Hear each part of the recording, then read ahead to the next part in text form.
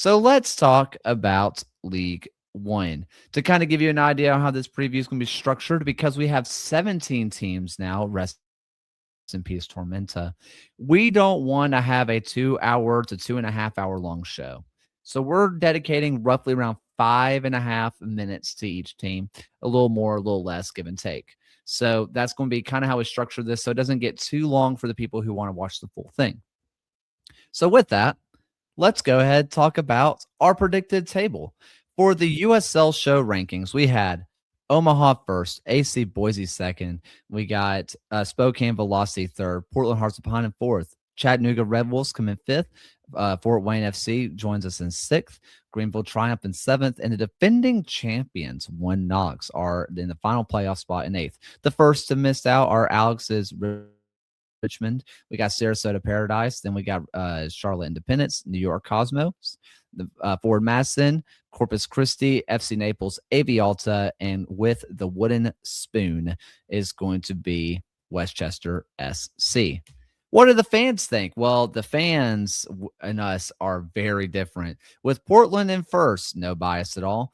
We have Omaha second, Spokane also in third. One Knox, the defending champions. The fans have them in fourth. Boise come up in fifth. Chattanooga in sixth. FC Naples in seventh. AV Alta in eighth in our final playoff spot.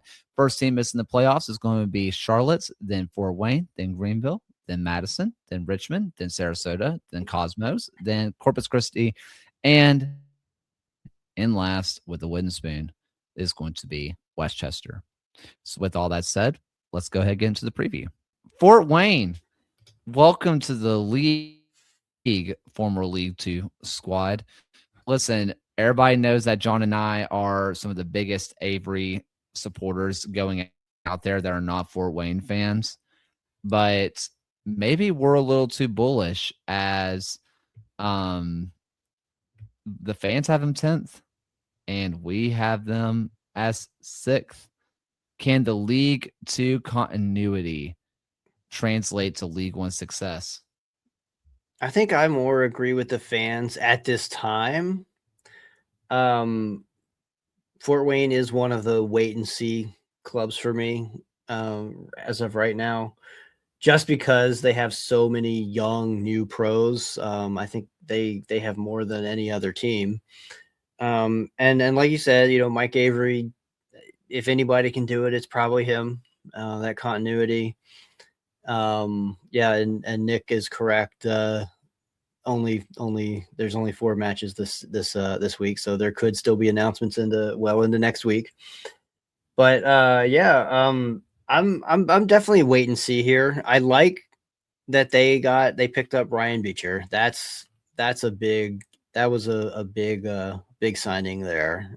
He was a menace at Omaha last year. Picking up Burns Shipman as a solid veteran goalkeeper. You can't get much better than that unless you picked up Sean Lewis, which he was not available at the time. Unfortunately, he's available now. Somebody pick him up. But yeah, this is a big wait and see for me. A lot of top performers at the NCAA level don't always translate over to the pro level, but a lot of times they do. So yeah, we'll wait and see on this one.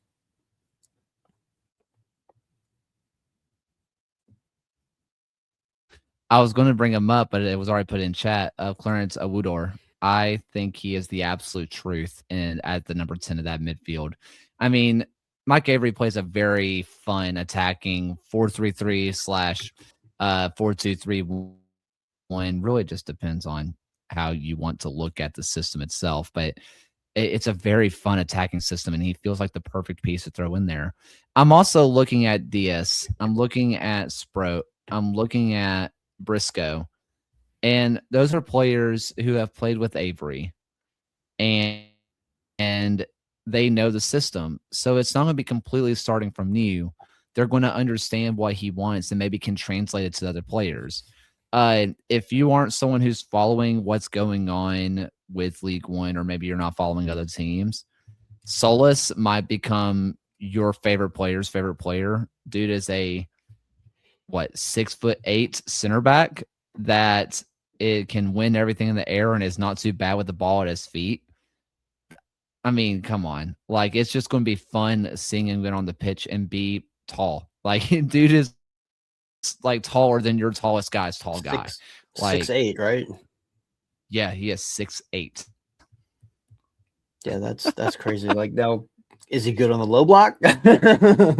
He'll win all the aerial duels, I'm sure. He'll muscle you out, but yeah. Fascinating. And one player. Go ahead. Oh no, go ahead. Oh, I was going to mention also Musa, where James Musa is in on this squad. You know, he's going to be starting with Solis. And Musa, everybody might just say, well, he's a championship player that dropped down. Maybe he's just past it. He played I think he was the 10th most minutes in the USL Championship last year. Maybe he was top 15.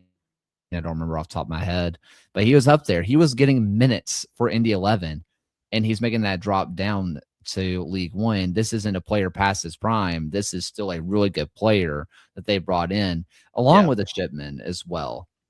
Yeah, Moose is one of those players that I think they probably made it worth his while to come down to USL League One and be that veteran presence in the back. What else you got? Tag Healy. So NC State won the NCAA title last year.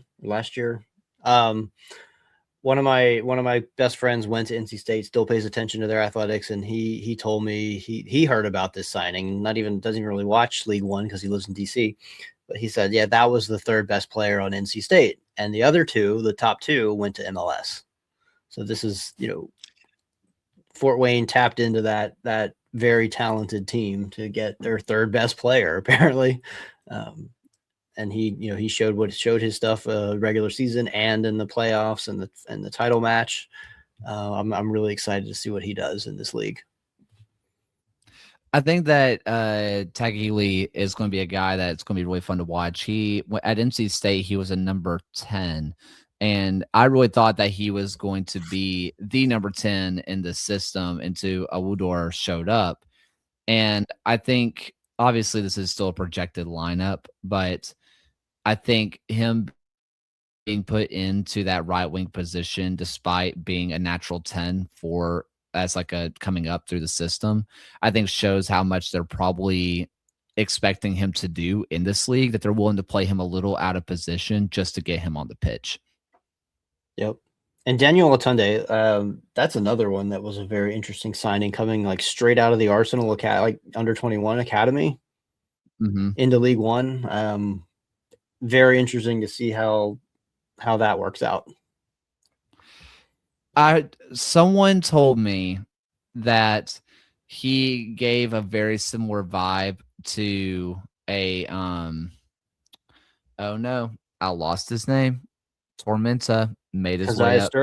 Keziah Sterling. Yep. It was a very similar prototype to him, maybe a little bit before just some injuries slowed him up, but it's a very, very similar build, which if you can get that, if you're Fort Wayne, yes. Yeah, right.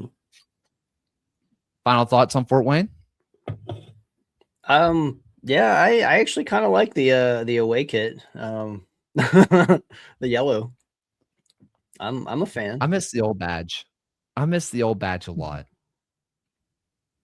I don't know. This doesn't do it for me. But if people in Fort Wayne like it, that's all that matters. But I don't. I honestly, I don't even remember what the old one looked like because I'm used to this one now. It was the blue. It had the blue. Yeah, and the red blue. and the waves. Yeah.